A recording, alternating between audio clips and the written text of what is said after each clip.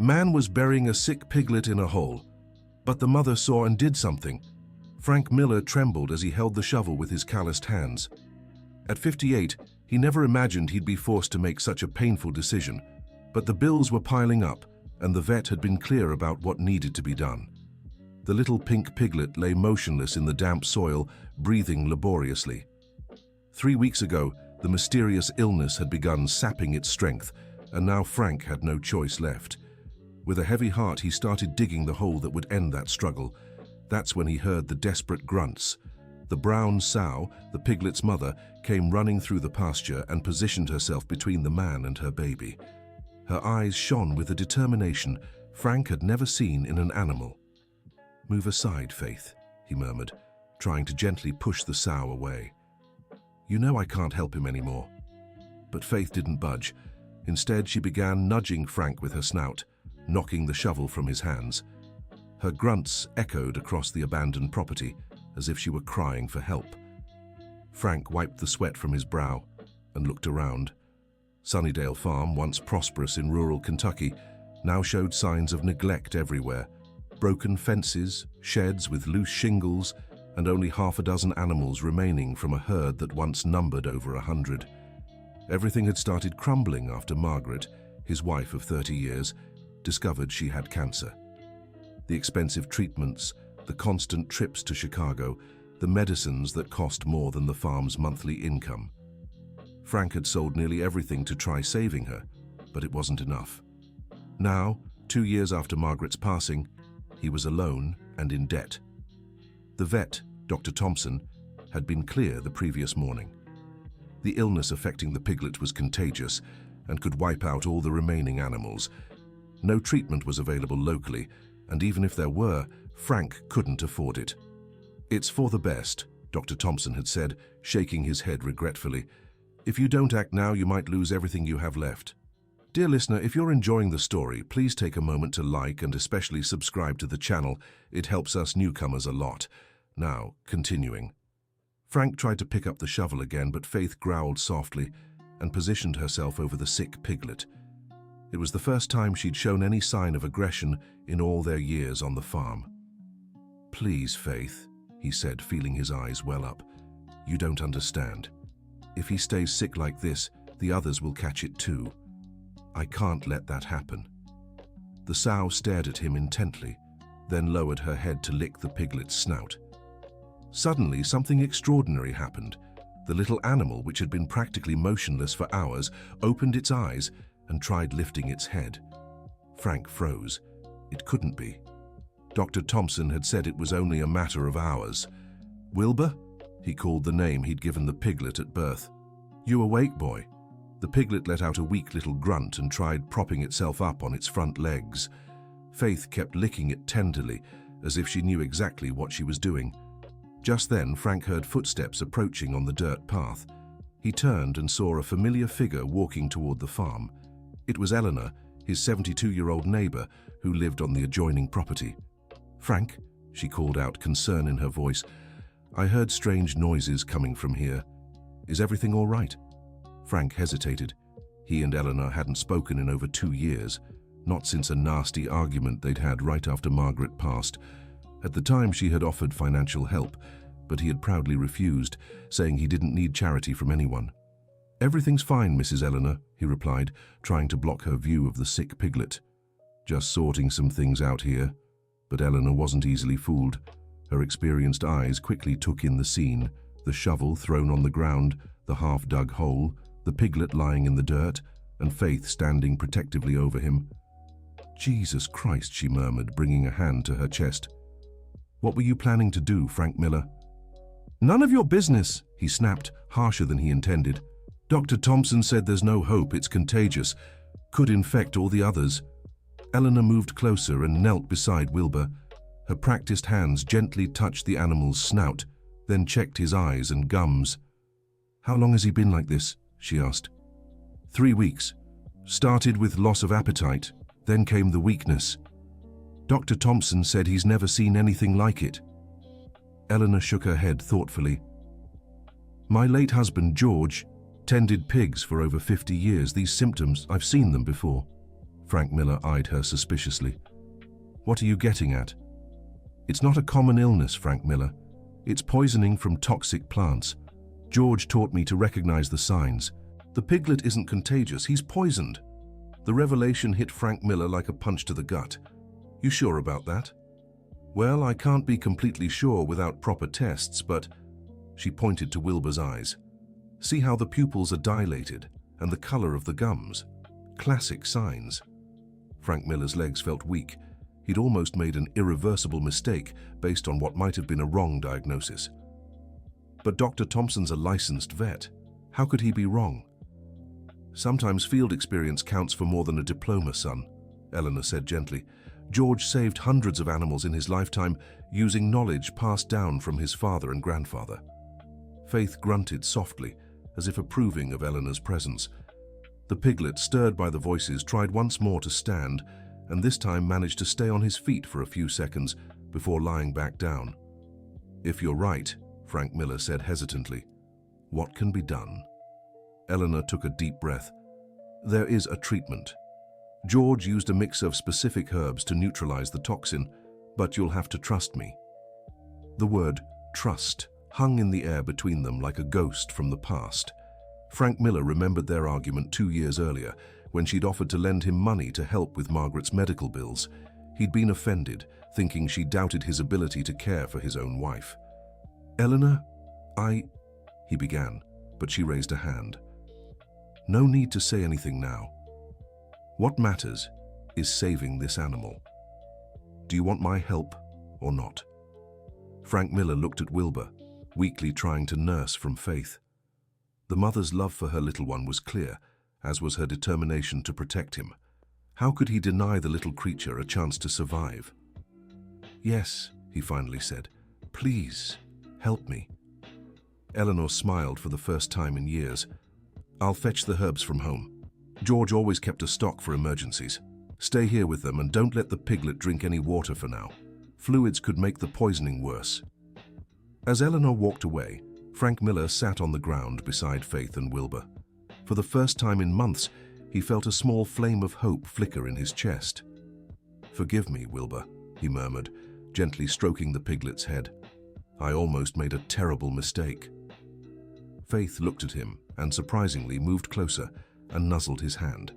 It was as if she knew he had changed his mind and was willing to fight for her little one's life. When Eleanor returned, she carried a cloth bag full of dried and fresh herbs. The strong medicinal smell filled the air as soon as she opened the bag. This here is wormseed, this is boldus, and this one is the most important, stonebreaker, she explained, separating the plants. George used to say this specific combination neutralizes most plant toxins pigs accidentally eat. How do you prepare it? Asked Frank Miller, watching her every move closely. First, we make a strong tea with the dried herbs. Then we mix it with the fresh ones to make a paste. Some will be for the little pig to drink, some will be for applying to his skin. Eleanor worked with precision, showing knowledge she had clearly gained from watching her husband for decades. Frank Miller helped, following her instructions, and for the first time in years, he felt like he was working with someone instead of carrying the burden alone. Eleanor, he said as she stirred the tea, I want to apologize for the fight we had. I wasn't thinking straight back then, and... Frank Miller, she gently interrupted. We were both hurting. You losing Margaret, me still processing George's passing. Sometimes pain makes us say things we don't mean. Even so, you only wanted to help and I was harsh. Margaret would have been disappointed in me. Eleanor stopped stirring and looked him in the eyes. Margaret was my friend for over 20 years. Frank Miller. She knew me well. And she would have forgiven me. Just like I forgive you. The tears Frank Miller had held back for so long finally began to fall. They weren't just tears of relief for the little pig. They were tears of 2 years of loneliness, wounded pride and longing. Eleanor stepped closer and placed a hand on his shoulder. Let's save this little pig together. Then we'll talk about the rest. The treatment began that afternoon. Eleanor showed him how to administer the herbal tea using a small syringe, forcing Wilbur to swallow tiny amounts at a time. The little pig resisted at first, but Faith stayed by his side, grunting softly as if encouraging him. Now, the paste goes on his belly and legs, Eleanor explained. Toxins can be absorbed through the skin too, so this external treatment is crucial. Frank Miller watched in awe as she applied the dark green paste to Wilbur's pink skin. The little pig seemed to relax under her touch, and for the first time in days, his eyes held a spark of life. "How long until we see results?" Frank Miller asked. "If it's really poisoning like I suspect, we should see improvement in the next 6 to 8 hours. If not, then maybe Dr. Thompson was right about it being contagious." The wait was agonizing. Frank Miller couldn't leave Wilbur's side for even a minute. Eleanor made coffee for them both, and they took turns applying the paste and giving the tea every 2 hours. During one of the nighttime applications, Eleanor broke the silence. "Frank Miller, can I ask you something personal?" "Of course. Why didn't you ever ask for help? After she passed, you shut everyone out. Everyone in the area wanted to help in some way, but you pushed them all away." Frank Miller let out a deep sigh. "I guess it was pride, Eleanor. Foolish pride. My whole life I saw myself as the provider, the man who fixes problems. When I couldn't save Margaret, I felt like a complete failure. Accepting help would have meant admitting I was useless. Do you think Margaret would have thought that about you?" "No," he answered immediately. "She always said I was too stubborn, that I made things harder than they needed to be." Eleanor smiled. "She told me the same thing. You two were alike in that way." In the early morning hours, Wilbur showed clear signs of improvement. He managed to stand on his own for longer and even showed interest in food. Faith never left his side, but her demeanor had shifted from protective despair to cautious joy. "It worked," murmured Frank Miller, almost in disbelief. "It really worked." Eleanor gave a tired smile. "George would be proud. He always said the old knowledge shouldn't be lost." Dear listener, if you're enjoying the story, don't forget to like and especially subscribe to the channel. It helps us a lot as we're just starting out. Now, continuing. By sunrise, Wilbur was clearly better. Not only was he standing, but he also began exploring his surroundings, always under Faith's watchful eye. "Now we'll have to figure out where he got poisoned," said Eleanor, "to make sure it doesn't happen again." Frank nodded. "I'll check the whole pasture. Maybe there's a toxic plant I don't know about." "Or maybe it's not in the pasture," she suggested. "It could be something someone dumped on the property, or even in the water." The investigation revealed the source of the problem 2 days later. Frank found an area at the back of the property where someone had dumped remains of toxic ornamental plants. The plants were wilted and mixed with the grass, making them hard for an animal to distinguish. "Who on earth dumped this here?" he muttered, gathering the plant remains. Eleanor examined the material. "These are azaleas and oleanders, highly toxic to animals. Someone must have pruned their garden and dumped it here, thinking it wouldn't do any harm." Frank felt anger rise in his throat. "When I find out who did this..." "Easy, Frank. It might not have been malicious. A lot of people don't know these plants are dangerous for animals." Even with Wilbur's good recovery, Frank couldn't shake the feeling that he had almost made an irreversible mistake. The guilt gnawed at him, especially when he saw the absolute trust Faith placed in him. A week after the crisis, as Frank watched Wilbur playing in the pasture, he heard the sound of a car approaching. It was a pickup he didn't recognize. A tall, well-dressed man stepped out, clearly not from the rural area. Behind him, to Frank's surprise, came Michael, his 35-year-old son. Frank's heart raced. He and Michael hadn't spoken in over a year, not since a terrible argument about selling the family land to pay for Margaret's medical debts. "Dad," Michael said, his voice lacking enthusiasm. "Michael," Frank replied, equally cold. "What brings you here?" The well-dressed man stepped forward. "Mr. Frank Miller, my name is Richard Parker. I represent an agribusiness company. I've come to make you an offer for your property." Frank looked from Michael to Richard and back to Michael. "An offer?" "Dad, let the man speak," Michael said. "This could be the solution to all your problems." Richard opened a folder and pulled out some documents. "We're interested in buying your property for a monoculture expansion project. We can offer well above market value, enough to settle all your debts, and still leave a considerable sum for your retirement." Frank flipped through the papers without much interest. The offer was indeed generous, more than he could ever dream of getting by selling the land himself. "And where would I live?" he asked. "Well," Richard said, "the company could help you find a home in the city. Chicago has excellent options for someone your age. Near hospitals, public transportation." The mention of hospitals brought painful memories for Margaret. Frank Miller felt a tightness in his chest. Michael noticed his father's hesitation. "Dad, think about it. You're alone here, the bills piling up. This could be your chance to start fresh in a better place." "Start fresh," Frank repeated.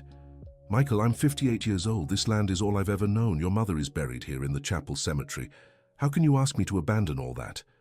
"Mom's already gone, Dad," Michael snapped. "Clinging to memories won't bring her back, and you stubbornly staying here alone won't honor her memory."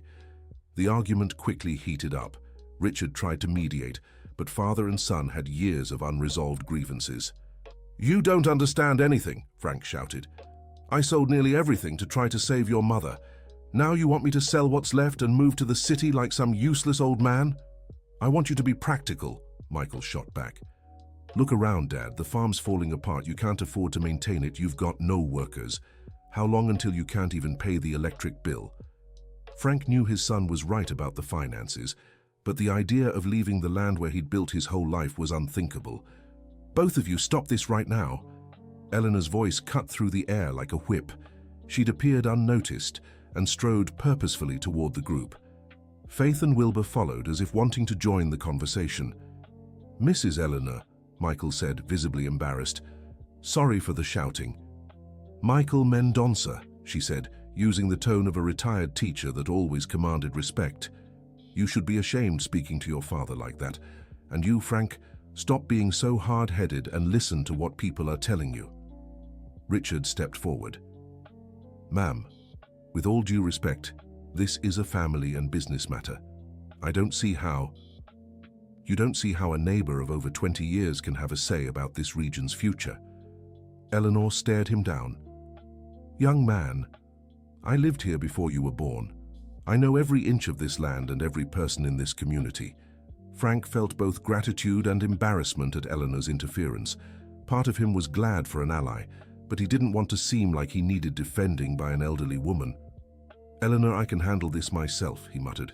"Of course you can," she said sarcastically. "Just like you were handling the Piglet situation alone, right?" Michael looked confused. "What Piglet?" Eleanor told the whole story, how Frank's pride and stubbornness had nearly led to a terrible mistake, how she'd helped save Wilbur, and how they'd made peace after years of misunderstanding. "Dad," Michael said, clearly shaken, "why didn't you call me? I could have helped." "With what money, Michael?" Frank replied. "You said it yourself. I need to be practical. Vets cost money." "But I have money. I've worked in the city over 10 years. I'm doing well financially. The problem is you never accept help from anyone." Richard, seeing the conversation straying from business, tried to regain control. "Well, this is very touching, but our offer has a deadline. We need an answer by week's end."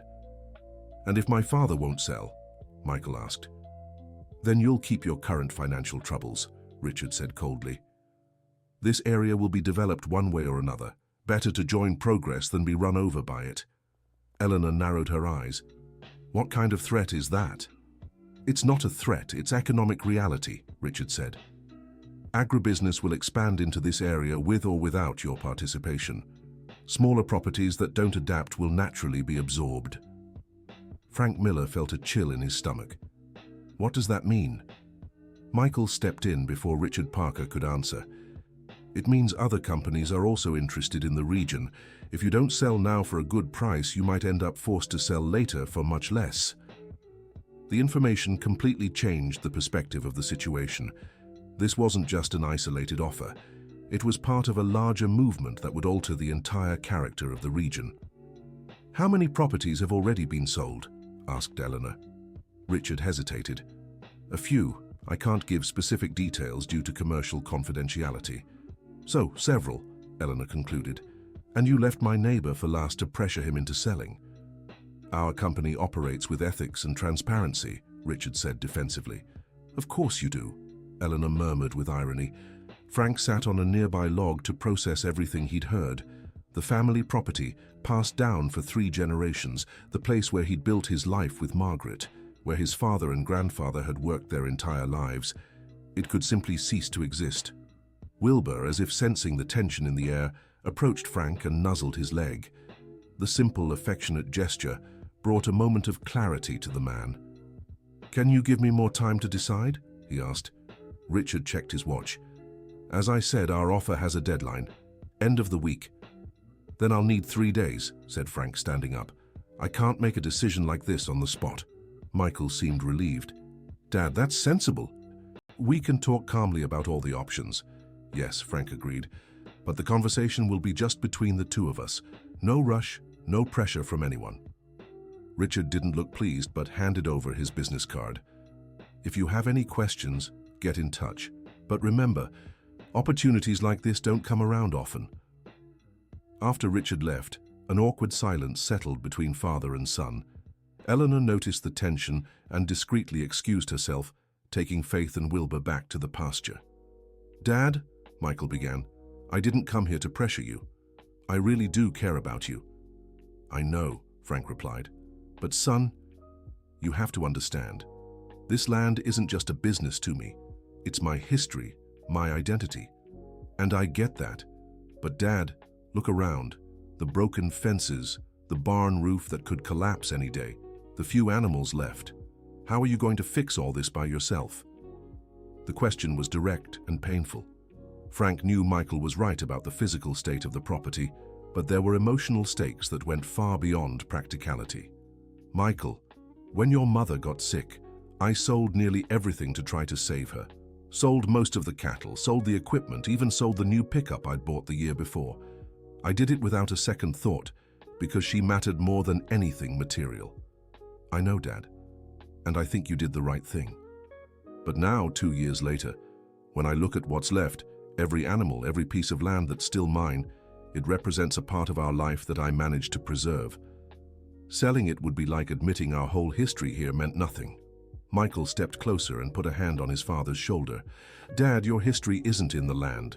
It's in the memories, the love you built, the people you've touched over the years.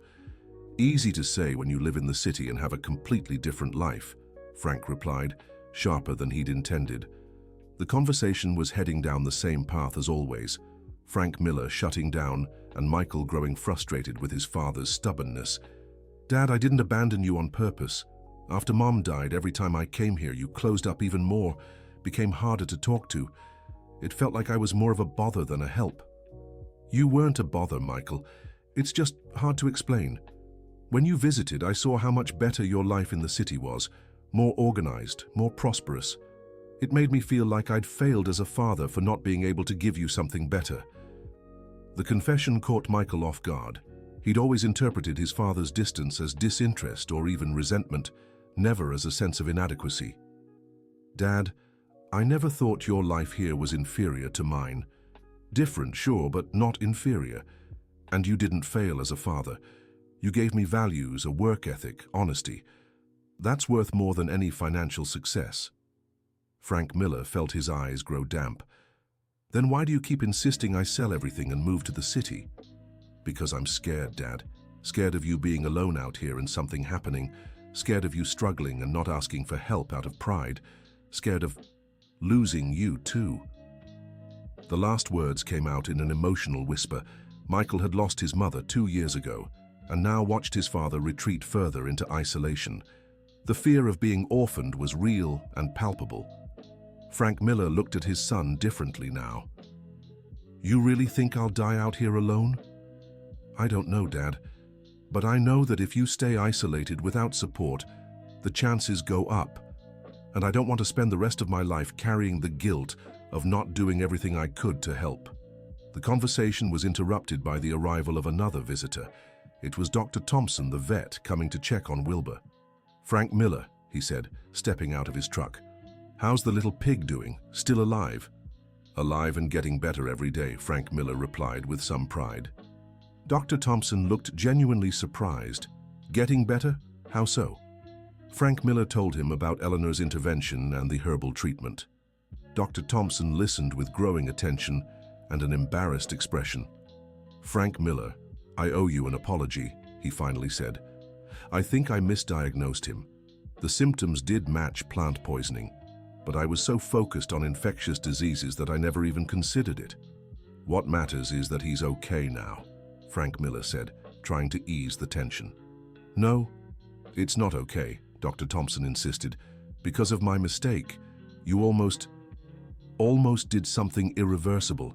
That's unacceptable for a professional." Michael listened with interest. "Dr. Thompson, do you know this area well?" "I do. I've been working here for over 15 years. What do you think about the pressure from agribusiness companies to buy up small farms?" Dr. Thompson sighed. "It's complicated, Michael. On one hand, development could bring economic benefits to the region. On the other, losing family farms means the end of a way of life that's lasted generations." "But what's your personal opinion?" Michael pressed. "My opinion? I think diversity is always better than monoculture, whether in farming or society. Small farms preserve traditions, local knowledge, and a more balanced relationship with the land." Frank Miller was intrigued by the vet's perspective. "You think a place like this could be restored?" "Of course. It wouldn't be easy or quick, but it's possible. The main problem isn't technical, it's financial and labor-related." "How so?" Michael asked. Dr. Thompson gestured around. "The soil here is good, there's plenty of water, favorable weather. With gradual investment in fences, facilities, and livestock, in 3 or 4 years this property could be producing well again." "And how much would that cost?" Frank Miller wanted to know. "It depends on the level of recovery you want. For basic but efficient operation, I'd say around 300,000 Rs spread over 2 years would be enough." The amount was daunting for Frank Miller, but Michael did some quick math. "Dad, that's less than half of what the company is offering for the property." Frank Miller looked at his son. "What are you trying to say?" "I'm saying maybe there's a third option. Instead of you selling everything or trying to manage it alone, we could form a partnership. I'll invest in restoring the property, and you keep handling the day-to-day operations." The suggestion was completely unexpected. Frank Miller fell silent for a few minutes, processing the idea. "Would you leave your job in the city to come work here?" "Not necessarily," Michael replied. "My job allows remote work a few days a week. I could split my time between the city and here, especially on weekends and vacations." Dr. Thompson brightened at the conversation. "This could work very well. Michael bringing administrative and technological know-how from the city, Frank Miller with all his hands-on farm experience." "But son," Frank Miller said hesitantly, "are you sure you want to invest your savings in something so uncertain?" "Dad, look what happened with Wilbur. Everyone, including a trained vet, said there was no hope. But a neighbor with traditional knowledge managed to save him. Sometimes the solutions are closer than we think." The analogy made sense to Frank Miller. He'd been so fixated on the idea of having to choose between selling everything or struggling alone that he hadn't considered other possibilities. Dear listener, if you're enjoying the story, don't forget to like and especially subscribe to the channel. It helps us a lot as we're just starting out. Now, continuing. That night, Frank Miller had trouble sleeping. He stayed on the porch, staring at the stars and rethinking his whole life. Faith and Wilbur slept peacefully in the nearby pasture, a visual reminder that sometimes solutions come from where we least expect them. The next morning, Eleanor arrived early, carrying a thermos of coffee and a bundle that smelled like homemade cake. "I figured you didn't sleep much," she said, pouring coffee into 2 mugs. "How did you know?" "Because I didn't sleep either. I kept thinking about yesterday's conversation. Frank Miller, can I give you some advice from someone with more life experience?" "Of course." "Pride is like salt in food. A little enhances the flavor, too much ruins everything." Frank Miller smiled despite the seriousness of the moment. "Margaret used to say something similar. Margaret was wise, and she'd want to see you happy again, not suffering alone to honor her memory.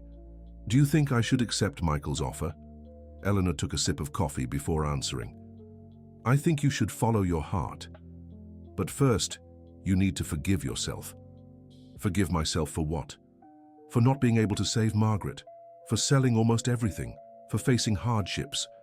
You're carrying guilt that isn't yours, Frank Miller. Eleanor's words touched a wound Frank Miller had tried to ignore for 2 years. The guilt of not being able to save his wife, of failing as a provider, of watching the family property deteriorate. Sometimes I wonder if I made the right choices, he admitted. If I should have sold the land from the start to pay for better treatments for Margaret. And do you think she'd have been happy knowing you sold the family property? No, she always said this land was our roots, our place in the world. So you did exactly what she would have done in your place. You fought with the tools you had. Eleanor was right, but Frank Miller still felt the weight of responsibility for their current problems. And now? How do I know if accepting the partnership with Michael is the right decision? Frank, you saved a piglet everyone said was beyond help. You think you can't save a property.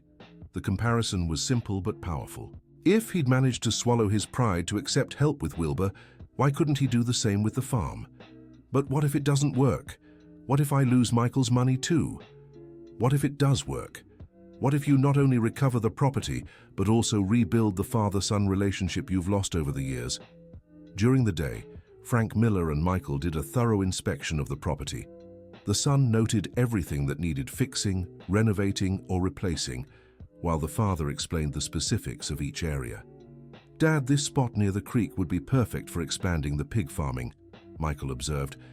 There's running water, natural shade, and it's isolated from the rest of the property. Your grandfather always said that, Frank replied, but we never had the money to make the necessary investments. Now we do, or at least we will if you accept my proposal. Frank stopped walking and looked straight at his son. Michael, I need to ask you something serious. Are you proposing this because you truly believe it'll work, or just because you feel sorry for me? Michael also stopped and met his father's gaze. Dad, if it were just pity, I'd push you to sell everything and move to the city where I could take care of you more easily. I'm proposing a partnership because I see real potential in this property. How can you be so sure? Because I've spent the last few years working in investment analysis in the city. I know a good opportunity when I see one. This land, managed right, could be very profitable. The conviction in Michael's voice was contagious, but Frank still had practical concerns. What about time? You won't be able to stay here full-time. Not at first, but we can hire help. And who knows, if the business grows, maybe I can eventually leave my city job and focus entirely on the farm. The idea of having his son working beside him permanently was a dream Frank had secretly held for years, but never voiced. By evening, they returned to the house sweaty and tired, but with a positive energy Frank hadn't felt in a long time. They'd spent the whole day talking about plans, possibilities, dreams. Dad, Michael said as they washed their hands at the kitchen sink, there's something I need to tell you. His serious tone put Frank on alert. What is it?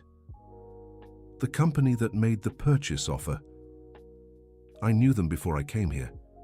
Frank stopped drying his hands and looked at Michael suspiciously. What do you mean? They approached me in the city 3 months ago, wanted information about you, about the property's condition, even offered me a commission if I convinced you to sell. The revelation hit like a punch to the gut. You came here to deceive me. No, Michael pleaded. At first I thought it might be a good opportunity for you, but when I got here and saw how things were, when I talked to you and Mrs. Eleanor, I realized selling would be a mistake. Frank stepped back, feeling betrayed. So all this talk about partnership, investing in the property, it's true, Dad. Everything I said is true. I really do want to partner with you. The difference is, before I came to convince you to sell, now I want to convince you to stay. The trust they'd built over the day crumbled in seconds. Frank Miller felt as if he'd been manipulated from the start. Get out of here, he said, his voice trembling with anger. Dad, let me explain better. I said get out, and take your businessman friend with you.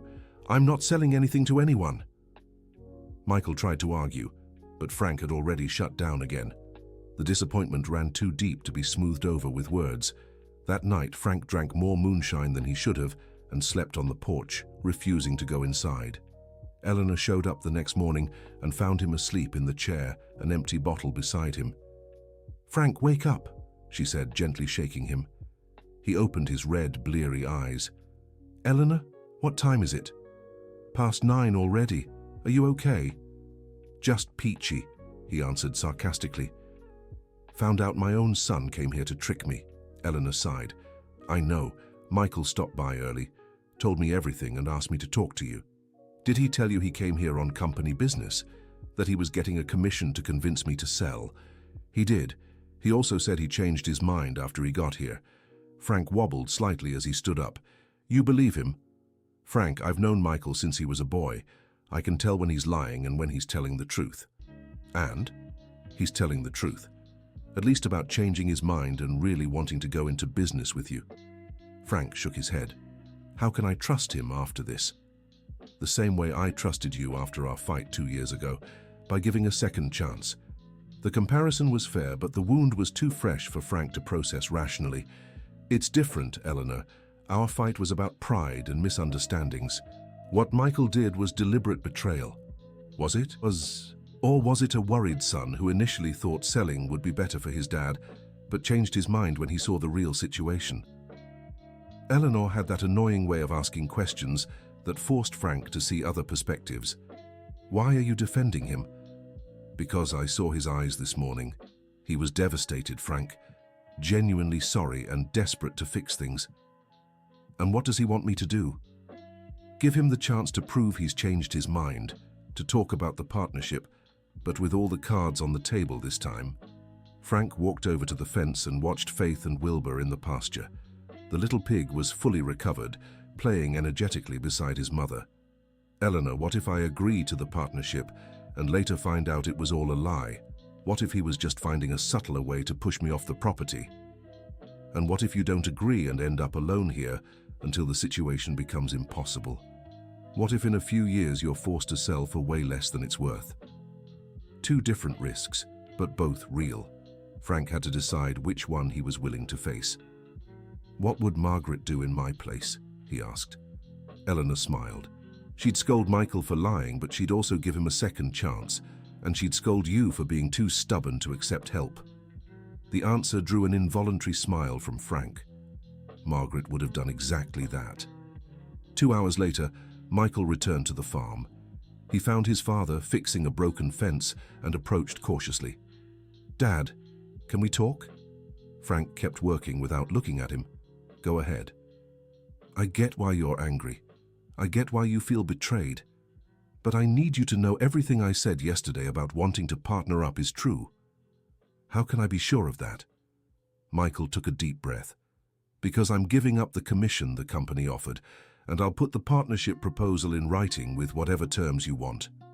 Frank Miller stopped working and looked at his son. "What kind of conditions?" "Whatever you think is necessary to feel secure. A notarized contract, protective clauses for you, guarantees that the property will never be sold without your consent." The proposal was more concrete than Frank had expected. "You thought all this through since yesterday?" "I've been thinking since I left here yesterday. I spent the whole night running numbers, researching rural partnership models, talking to lawyers." "Lawyers?" Michael pulled some papers from his pocket. "A draft of the contract. Of course, you can have any lawyer you trust review and change whatever you want." Frank flipped through the papers curiously. Even without understanding all the legal terms, he could see Michael had considered details that mostly benefited him. "Why are you so set on making this work?" Frank asked. "Because I want to make up for the years we lost fighting over nonsense. Because I want to honor Mom's memory by running the property she loved. And because I want you to be proud of me." The last words were almost a whisper, but they hit Frank hard. Michael, the successful city son, still sought his farmer father's approval. "Michael, I've always been proud of you. The problem is I never knew how to show it." "Then give me this chance, Dad. Let's try working together. If it doesn't work out, you can always dissolve the partnership and go back to running things alone." Frank looked at the papers again. The clauses did protect him in many ways, including one that ensured he'd keep 60% ownership and full control over operational decisions. "You'd invest 40% of the money for just 40% stake." "The property is yours, Dad. I just want to be part of it to help it grow. If there's profit, great. If not, At least we'll have worked together." The sincerity in Michael's voice was undeniable. Frank realized his son had truly changed since arriving at the farm. A few days together had shown Michael what really mattered. "All right," Frank finally said. "Let's try it." Michael smiled and extended his hand. Instead of shaking it, Frank hugged his son for the first time in years. "But there's one condition," Frank said, pulling back. "What?" "The first thing we do is build a new pen for Faith and Wilbur. They deserve the best after all they've been through." Michael laughed. "Deal, and we'll make a special area for Wilbur since he's kind of our mascot now." The next few days were filled with intense planning. Frank and Michael walked the entire property, listing priorities, calculating costs, setting schedules. Eleanor contributed suggestions based on decades of experience in the area. Dr. Thompson also got involved, offering free veterinary advice to make up for his misdiagnosis with Wilbur. News of the father-son partnership spread quickly through the rural community. Neighbors who hadn't visited in years started dropping by, offering help, advice, even small partnerships. "It's amazing how people show up when they see things improving," Frank remarked to Michael, as they welcomed their third visitor of the day. "It's not just that, Dad. People always wanted to help, but you wouldn't let them. Now that they see you accepting help, they feel comfortable offering." Michael's observation made Frank reflect on how many opportunities he'd missed over the years because of pride.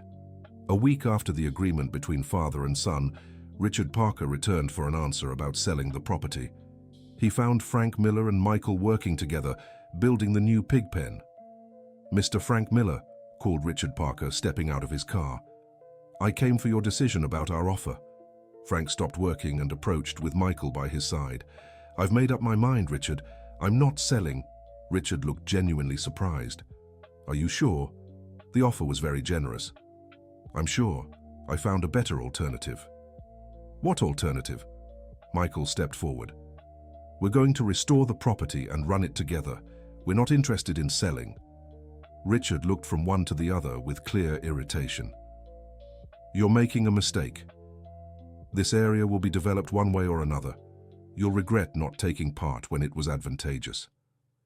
"Maybe," Frank said calmly. "But at least we'll regret our own decisions, not someone else's." After Richard left clearly frustrated, Michael asked, "Dad, aren't you afraid you made the wrong choice?" Frank looked at the new pig pen they were building, where Faith and Wilbur played happily. "Michael, a week ago I almost buried that little pig because I thought there was no other way. Today he's right there, healthy and strong. Sometimes the best solutions are the ones we never imagined existed." Building the new pig pen became a community event. Neighbors showed up on weekends to help, bringing tools, materials, and stories to share. It was as if the whole community was celebrating Frank's decision to stay and fight. Eleanor organized food for the volunteers and took the chance to reconnect Frank with people he'd pushed away over the years. "Frank," she said one afternoon, "have you noticed how much easier life gets when you accept help?" "I see it now," he replied. "Margaret tried to teach me that for years, but I was too stubborn to understand. It wasn't stubbornness, it was fear. Fear of seeming weak, of owing favors, of losing independence. And was it foolish? Yes. Accepting help doesn't make you dependent. It makes you part of a community." By the end of the first month of their partnership, Frank and Michael had achieved impressive results. The new pig pen was finished, the main fences had been repaired, and they'd bought 8 new animals. More important than the physical improvements was the change in their father-son relationship. Working side by side, facing challenges together, and sharing small victories had created a closeness that hadn't existed in years. "Dad," Michael said one evening as they ate on the porch, "thank you for giving me this chance." "Thank you, son. You showed me it's never too late to start over. And you showed me success isn't just about money. A life with purpose is worth so much more." Frank smiled. "Your mother would be proud of us both." "I'm sure she would." Faith and Wilbur came up to the porch, as they did every night before bedtime. The pig, now fully grown and healthy, had become not just a symbol of the farm's recovery, but also of the family's resilience. "Wilbur," Frank said, offering a piece of corn to the animal. "You saved more than just your own life. You saved our family." The pig grunted happily and took the food, while Faith watched with the satisfaction of a proud mother. 6 months later, Sunnydale Farm was unrecognizable. The renovated facilities, restored pastures, and growing herd made it a model of recovery in the region. Michael had negotiated a hybrid work arrangement that let him spend 3 days a week on the farm and 2 in the city. Frank realized having his son around didn't take away his independence, it multiplied his possibilities. The story of the farm's recovery and the reconciliation between father and son spread throughout the region, inspiring other families to reconsider selling their properties to agribusiness companies. Dr. Thompson began using his experience with Wilbur in his lectures about the importance of considering multiple diagnostic possibilities. The case became an example of how traditional knowledge and modern medicine can complement each other. Eleanor, now 73, had found new energy helping other neighbors resolve family and community conflicts. Her home became an informal gathering place for those needing advice or simply someone to listen. 1 year after the day Frank Miller almost buried Wilbur, the community gathered at Sunnydale Farm to celebrate not just the animal's recovery, but the transformation of the entire family and their successful resistance to agribusiness pressure. "My friends," Frank Miller said to the crowd gathered in the pasture, "a year ago I was ready to give up. I thought I had no choice, that my story here was over. It took a sick little pig and a determined woman to teach me that there's always another way, there's always faith." The audience applauded, but Frank wasn't finished. "I learned that accepting help isn't a sign of weakness, but wisdom. I learned that tradition and innovation can go hand in hand. And most of all, I learned that family isn't just blood, it's all the people who choose to stand by you in hard times." Michael stepped closer to his father and put an arm around his shoulders. "And I learned that true success isn't what you achieve alone, but what you build with the people you love." Eleanor moved, wiped away a tear, and called out from the crowd, "And we all learned it's never too late to start over." The celebration lasted late into the night, filled with music, homemade food, and shared stories. Faith and Wilbur wandered among the guests like true hosts, receiving affection and treats from everyone. When the last visitors had left, Frank, Michael, and Eleanor remained on the porch, watching the stars in comfortable silence. "Do you think Margaret would have approved of all this?" Frank asked. "I'm sure she would," Eleanor replied. "She always wanted to see the two of you working together and the farm thriving again. And she'd be especially proud that you turned what could have been a disaster into a new opportunity," Michael added. Frank nodded thoughtfully. "You know what amazes me most? How one seemingly small decision can change everything. If I'd gone through with it that day and buried Wilbur, none of this would have happened." "But you didn't," Eleanor said. "At the crucial moment, you chose to listen to the voice of faith instead of fear. And you had the courage to accept help when you needed it," Michael finished.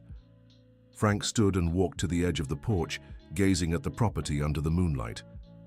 Everything was different, yet at the same time exactly as it should have always been. "Michael," he said, turning to his son, "there's something I want to tell you." "What is it, Dad?" "When you came to me about forming a partnership, I thought you were doing me a favor. Now I realize I was doing you one too." Michael smiled. "How so?"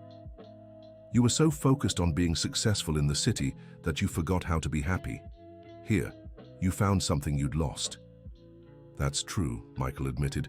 "In the city I had money, status, professional recognition, but I didn't have real purpose, no true connection to anything." Eleanor stood and joined them at the edge of the porch. "You saved each other, just like Faith saved Wilbur and Wilbur saved your family." The observation was simple yet profound. Each had given the other exactly what they needed at the right moment. "Eleanor," said Frank Miller, "thank you for never giving up on me all these years." "Frank Miller," Eleanor replied. "True friendship never gives up. It might take a break to let wounds heal, but it always comes back when needed." The three sat in silence for a few more minutes, each lost in their own reflections about the journey that had brought them there. "Well," Michael finally said, "tomorrow we start building the new barn. We still have a lot of work ahead." "True," Frank Miller agreed. But now I know I'm not alone anymore. Eleanor smiled. And I know if you ever need any herbal remedy recipes, you know where to find me. The next morning, Frank Miller woke up early as usual, but this time he didn't feel the weight of loneliness that had followed him for so long. Michael was already in the kitchen making coffee, and through the window, Frank could see Eleanor walking across the pasture with Faith and Wilbur. "Good morning, Dad," Michael said cheerfully. "Sleep well?"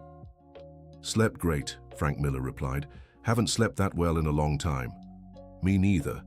Must be the fresh farm air." Frank Miller smiled. "Or maybe it's the feeling of being in the right place, doing the right thing with the right people." "Could be that too," Michael agreed. As they drank their coffee, they began planning the day's tasks.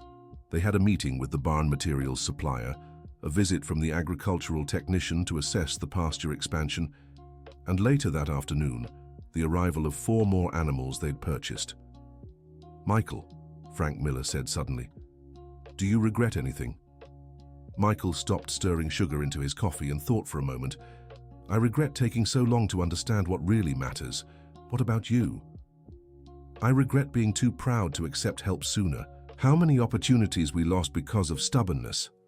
"But we didn't lose the most important one," Michael said, "the chance to start over." Frank Miller nodded. "And this time, we'll do it right." Outside, Wilbur snorted happily, as if agreeing with the conversation. The sound made both men laugh and sealed, in a symbolic way, the commitment they'd made to each other and to the land they loved. End of story. Now tell us what you thought of the story and where you're watching from. If you have something to share with us, leave a sincere comment below. Do you think Frank Miller made the right decision by partnering with Michael? We'd love to hear your thoughts. Thank you so much for joining us. Don't forget to like and, most importantly, subscribe to the channel so you don't miss other heartwarming stories.